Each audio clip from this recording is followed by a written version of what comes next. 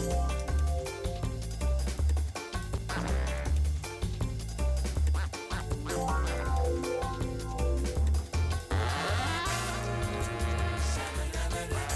and welcome to Book Buzz, brought to you by the Peters Township Public Library. I am Miss Shannon.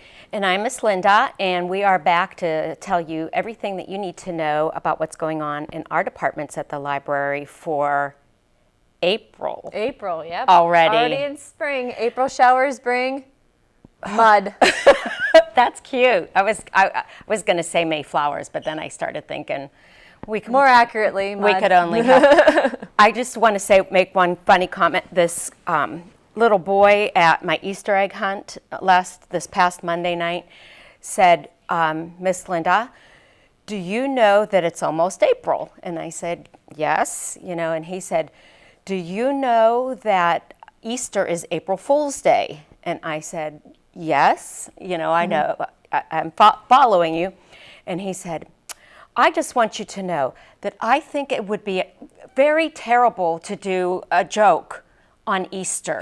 So I think I have to save the April Fool's Day. And I just started laughing in my head and thought, and I told him, how about save it for the day after, But out of the blue, I just don't think I should do that on Easter. That's like, you sweet little thing. That's so funny. I know. But he's probably planning something big for the second, though.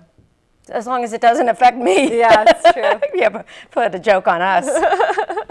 That's cute. Yeah, that's really cute to put the two together. Yeah. All right, we are jumping into it for news, library news around the globe. Lit news. I'm excited to hear what you have to share with us this afternoon. Well, here's what I decided to focus on for this time and the next show is kindergarten. Okay. Because it's we a big just topic right had, now for us. we just had a tea at the library that we had with the kindergarten teachers, preschool teachers and directors, librarians, to talk and get together to show them, as you know, everything that we have, the resources that we have in ways that we can help the kids and the parents get ready for kindergarten. So I thought, I think I'm going to concentrate on that for these two because, even though it's in advance and we're going to talk about it again next week, there is a parent meeting that we're going to be hosting in May. So I thought, okay, sure. So I'm going to start spewing out. Thinking about kindergarten. Yep, spewing out lots of stuff about kindergarten. Now, the one thing that I like, and I've noticed at the schools, first of all, being up at the schools to help with the kindergarten registration, and I know we've said this before as we're walking through different schools, how you see the walls lined with things and they're colorful and you are a hero and, the word of the month or PB has word of the week. They have a big WOW, a big wow. And they put up really good words. I mean, something like a significant word. Back when I was in school, a few years ago.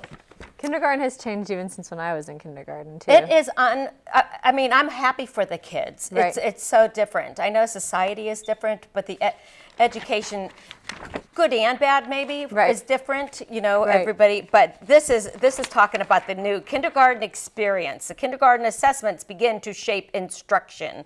In the not too distant past, they're saying the kindergarten classrooms look like everybody else's classrooms, which would be, like they're talking about desks all lined up and everything, and they're arranged in rows, and there wasn't any differentiation in the instruction from the teacher to the kids, and then we've learned that there has to be differentiation. Not everybody learns the same. Right.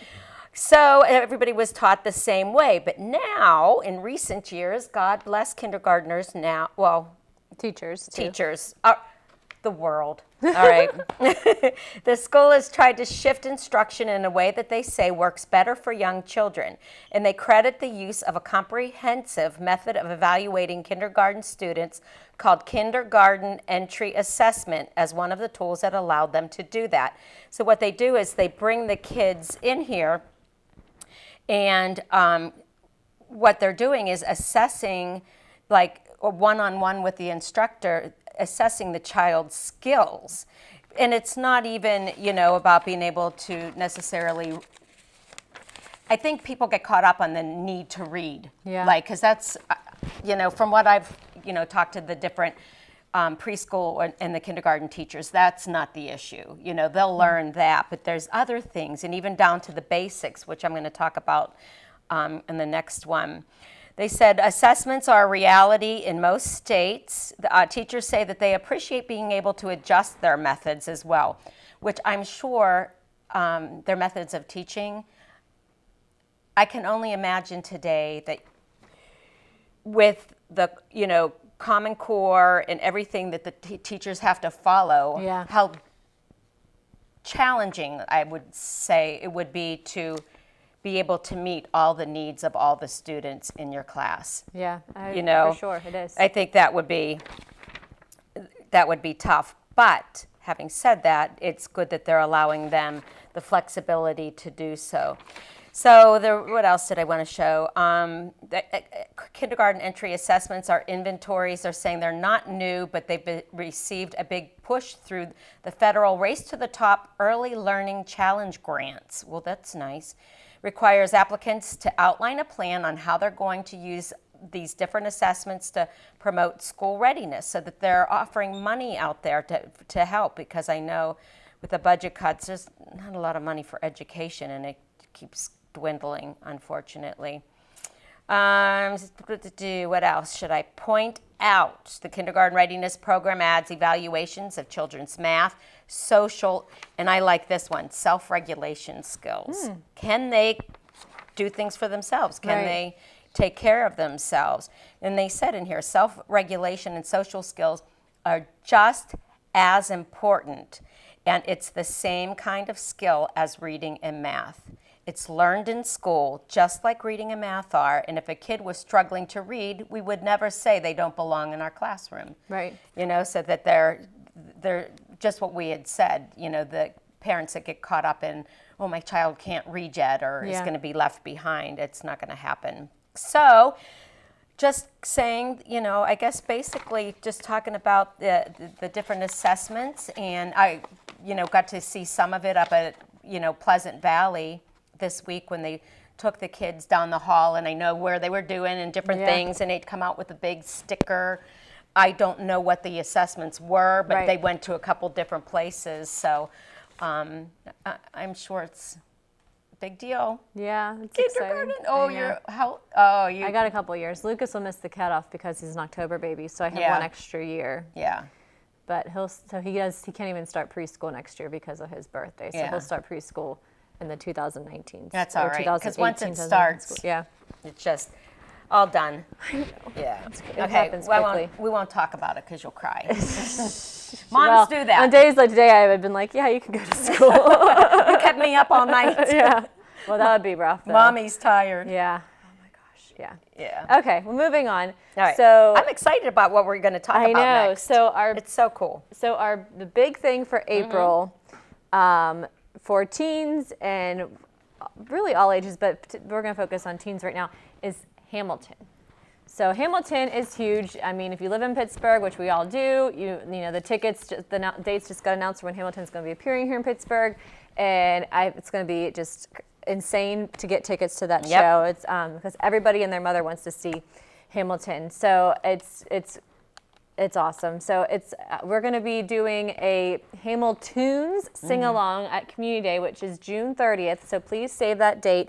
You know, Community Day is a fun family event anyways that we hope all community members attend, but make sure you head over to our stage when that's going to be going on to sing along with Hamilton. And because of the Hamiltunes, now we decided to do all these other things involving Hamilton to get us excited. So the first event coming up is we are having a Hamilteens event. So we have a lot. Hamilton is extremely trendy right now, and it's very well followed by teens. And I remember last year, actually, on the last day of school, I walked into the teen room. It was like a Friday afternoon. The teen room had like 15 kids or so in it. It was pretty crowded in there, and they were all singing along to Hamilton, and it made my musical geek heart smile. Oh, yeah, absolutely. So it was like, look at this. These like high school kids are all singing along to this musical. So, I love the music in that. It's so fun. It is so good. Yeah, it is. And it's a really wonderful way for people to learn history. I learned a lot of American history actually just from listening to Hamilton. Me too. So it's pretty cool, and a lot of kids are really getting excited about this time period because of Hamilton too. So it's just been an awesome thing for for pop culture in general. But so we're having a huge Hamilton's party on April 7th. It will be from 1 till probably 2:30, 3 o'clock. We're going to have trivia, and we're making some Hamilton crafts. We're going to have Hamilton kind of themed food. We're going to have a Finish the Lyric game show where we're going to play the song and stop it, and you have to finish the songs. Yeah, I love stuff like that. Yeah, so that'll be a lot of fun. So make sure you come and stop in the library on April 7th for that. Now that will be at 1. It's going to immediately follow our Hamilton-themed book club. So our teen book club for this month is Melissa De La Cruz, Alex and Eliza. This was my vacation book. Did you read it? I'm not completely finished with it yet because I want to read that. Oh, I love it. I really would like to read that. It's so good, and especially after you know the musical well. It's fictional. Right. And I was reading a little bit about it. So when she took Melissa De La Cruz is a pretty well known author in YA. She's written a lot of things. And she took her whole family to see Hamilton in New York, and her 10-year-old daughter was more interested in the Alex and Eliza love story than in Hamilton's story. And she was like, Mom, you know, they really should name the musical Eliza because she lives and tells his story, which is one of the main songs from the musical. Right. And so she did some good research and learned more about the Schuyler sisters and kind of how Alexander and Elizabeth Schuyler met. And so this takes place when they are in their dating and how they start meeting. And fun. And it's now going to be a series. So there's a new one coming out soon. I can't remember the date off the top of my head. Oh, that's cool. Normally in my pre-child life, I would fly through multiple books when I was on vacation because that was for me vacation. I would just sit and read. Can I just mention something? Those days are over. Those days are over because this is only a 300-page book and I didn't even finish it while I was away. And you have a little one. Embarrassing to say, but there was not much quiet reading time for this person. But I will finish it before our book club. Not when you have a toddler. And I'm super excited to talk about it. I'm really sucked into it. What I like about how she's writing it is she also, at the beginning of each chapter, she will tell you the date and location of when it's taking place, just to kind of get a little bit more of that history there. Now, again, it is fictional, so I mean, it's historical fiction, so I don't know how much she's pulling from the truth. But again, Hamilton is also fictional, is what it's different interpretations. But I'd like to read her interpretation of their relationship. Right, yeah. It's so much fun. So we're going to be discussing this also on April 7th at noon. We'll have a little bit of a light pizza lunch, and then immediately following the book club discussion, we will go right into the Hamilton's event. So it's going to be a day long of Hamilton. So if you are a Hamilton fan, which I'm sure there's maybe Hamilton fans in our studio today, because it's everywhere I go, I find more. Yep, please join us. It's going to be so much fun. I'm excited for it. So, and it's going to be a good time. I think so. I'm looking forward to it. All right, here we are. Once again, that time of year in April where it is Pennsylvania One Book Every Young Child Early Literacy Program Which time. ties in great because we're focusing on early literacy with our kindergarten stuff too. So. Exactly. And I'm going to keep this actually posted so that they can see what the book club book is there. Okay. This is something that Pennsylvania pulled together. They've done it for, I read it, I think it's like 13. Okay, 13th year. And every year they pick a book for a picture book that they would like, or hoping that every kid will have a chance to either read or be read to, have it read to them. So we brought some of the past ones this year. Zachariah O'Hara, My Cousin Momo. So I'm going to show you that. Is the 2018 winner, published in 2015, and it's for children ages 3 to 5.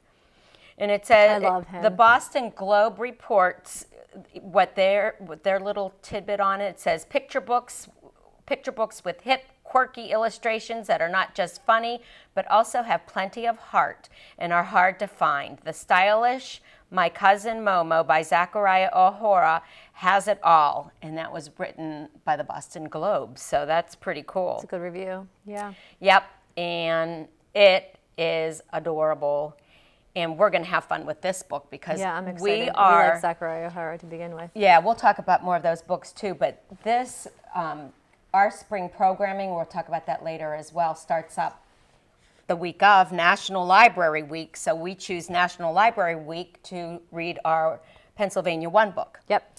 So we are going to be, if you are coming to our programs, reading this to all the kids and doing some related activity and participating in that.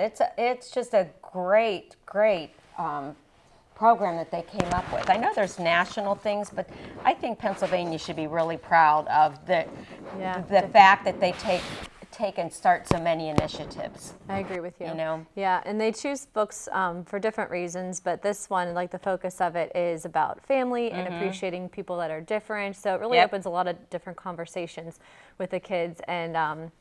And what's great is they also provide us with wonderful like parent-teacher resources that we use when we teach, when we use the book in our programs, but also stuff that the parents can take home. So when you come to our story time any time during the National Library Week, so the 8th through the 14th, either myself or Miss Linda or Miss Patty, we will be sharing this book, and we will be you'll go home with a parent resource guide about it. You'll go home with a sticker. I was waiting for that moment. Every child's dream. They can't walk out of the library without a official sticker. My Cousin Momo sticker. But they're nice. They're big. Yeah, they are stickers. big. Yeah, so we're going to be celebrating this all week. The week of April 8th is a Sunday that starts National Library Week. Our programs start on Monday. Yeah. And we will be reading this. And you know what I was thinking? I was reading it and thinking about it, and I thought, oh, who doesn't like squirrels? Yeah, I'm going to do all squirrel stuff with mine. That's what I decided. That's what I started thinking. And then I started thinking, because they have them in here like as a superhero too. And so there's so much we can do with this, but I was like, it's adorable. Yeah, it's really fun. I'm excited about it. It's a good choice. Okay, let me show last year's. Yes. We'll go backwards. So that was 2018. This is 2017, which I thought it was perfect last year, but now that we're talking about it in April, it's called Daniel Finds a Poem by Mika Archer. Yeah, it's a really great poetry month book. It is, and April is National Poetry Month, and so this came out last year, which was perfect. I think that, especially poetry, you know, the kids kind of, no matter the age, kind of put their nose Even up. adults, yeah. Yeah, and go, oh, you know, they won't give it a chance. Right. You know, so you start them young with something real simple like this, Daniel Finds a Poem. And again, these pictures are great too. Oh, I know, I love them. Yeah. That was a fun one to do. I enjoyed doing that one too. Yeah, I like it. We're the talent. Every time I look at these and I talk about books, I get it in my head that I want to write one. So I have to leave now. I've got to work on that. You better start getting your notebook and ideas ready. Get your storyboard. So do you want to show your? Sure. So that was 2017. So I have the 2016, which was Kite Day by Will Hillenbrand, and we actually were able to have Will Hillenbrand come to our library during the 10th anniversary of not Kite Day, but the PA1 book initiative. Yeah. So because his book, What a Treasure, was also a PA1 book earlier on. And so he came and spoke. And I knew it was in 2016 that we did that. So maybe it was when Kite Day was the one. I'm not sure. But I just remember it was 2015 because I was pregnant. That's the reason why I remember. Because I bought a book for Lucas. Okay. So it was 2015. We had him come to our library and spoke to us, which was awesome. Yeah. And his books, a lot of them have to do with this bear and this mole, and they're all stories of friendship, and that's what this is about. They're out playing and they want to fly a kite, and that's about their friendship together. And of course, bad things happen, like the string breaks, and how can they use their problem-solving skills to figure that out. So another one, so there you go. It was 2015. It was Greg Pizzoli, Number One Sam. We actually had the unique opportunity to see Greg Pizzoli and Zachariah O'Hara at a conference a couple years ago. We did. And they're like buddies in real life. So I always connect their books together because in my mind they're connected. Yeah, and they're not these two. Zachariah, our current winner.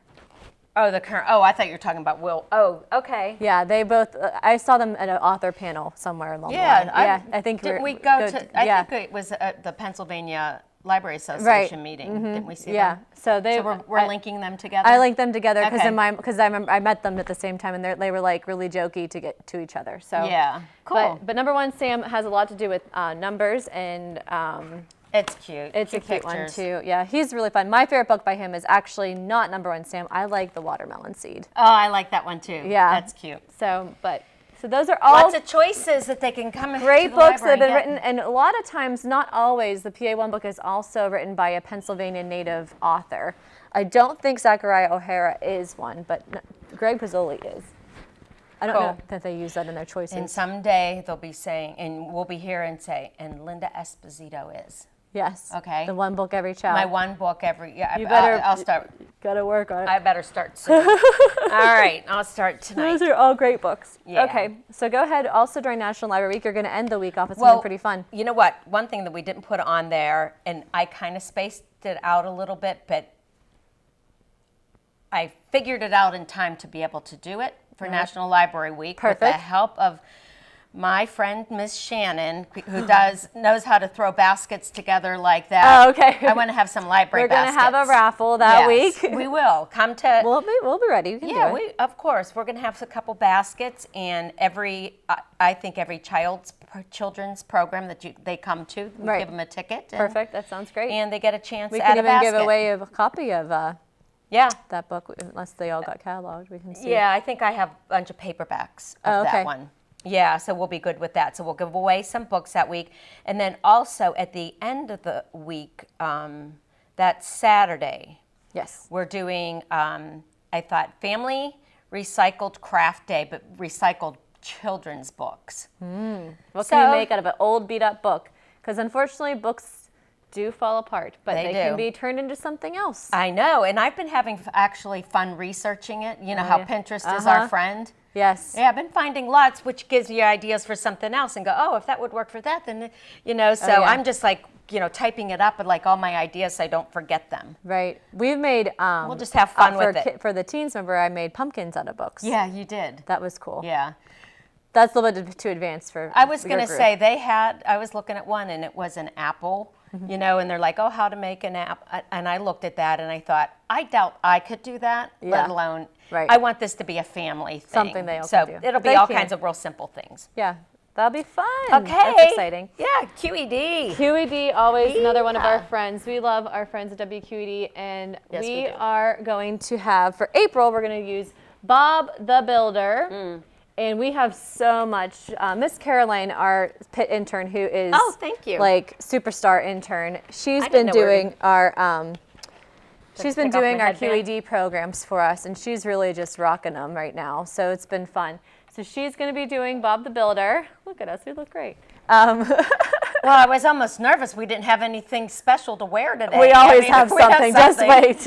Ears or, I don't know, antenna. Yep, we're going to be doing Bob the Builder on Thursday, April 12th. It's in the evening. It's at 6:30. We have a life-size Bob cutout, so you can wear a heart. We have a bunch of these hard hats you can wear while you're there and get your picture taken with Bob. She's making all different types of Bob crafts. We have really fun Bob books. Now, for millennials such as myself, you will notice that Bob has changed. Okay, so Bob is now he used to be done by Nickelodeon, I believe. And Bob's younger than me. Like I remember him being on, but I technically wasn't at the age for Bob. Yeah, okay. But not that I didn't watch it. Okay. You're always a child at heart. Yeah, but so Bob was on Nick Jr. when I was younger, not young. But now he is on PBS, and he's got a little bit of a new look. Wendy's definitely got a little bit of a new look. Oh. But it's a really good show. It's computer generated. It's not clay animated like the original one, but the same topics. Bob's got all these like little bulldozer friends and things, and they solve problems and they can fix things together when they work together as a team. And so it's a great show. So we'll be watching an episode of Bob and doing all kinds of really fun Bob crafts. But before I stop talking about WQD real fast, best news I could really give you for 2018, I believe, is that Daniel Tiger is coming to our library. I don't know how to whistle. Daniel Tiger. Yeah. I am so excited about The this. official The official Daniel Tiger. And he's going to be coming for a night with WQED too, but it's going to be a different, because Daniel is he's extremely busy. We were not able to get him for the second week of the month. He's actually coming the first Thursday So it of the month, switches which it I up a believe little is bit. the is the 3rd or the 4th, whatever that Thursday is. I don't know off the top of my head. Very good. May 3rd. See, Okay. they know. There I you don't. go. Yeah. Daniel will be here. You must sign up because it is going to be. I mean, Daniel is It'll be the packed. most famous character right now, Yep. and so I'm sure it's going to be a big event. So Yeah. please sign up so we know how many to anticipate. You'll be able to meet Daniel. You'll get to get your picture taken with Daniel, and of course, we'll read Daniel's stories and I'll have be other there. fun Daniel stuff. I'm excited about it. I am too. Yeah, I so- love stuff like that. Yeah. So we've had George, we've had Clifford, and now we get Daniel, which is the biggest. We've had some great characters there. I have a quick, I know we don't have a ton of time, but I have a quick Bob story. Okay. It's funny. Sure. It's like an adult kind of. I mean, it's not bad or anything. It's not. So, okay, at the Easter egg hunt, must have been a really It was a successful Easter egg hunt. One of the moms came up and was looking at the Bob the Builder big Yes. cutout and goes and staring at it. It was one of our regulars, and she looks and goes, Miss Linda, he looks different. And I said, yeah, because there were changes, and they, it's changed up the character and everything too. And then she's looking at it and going, whoa, like,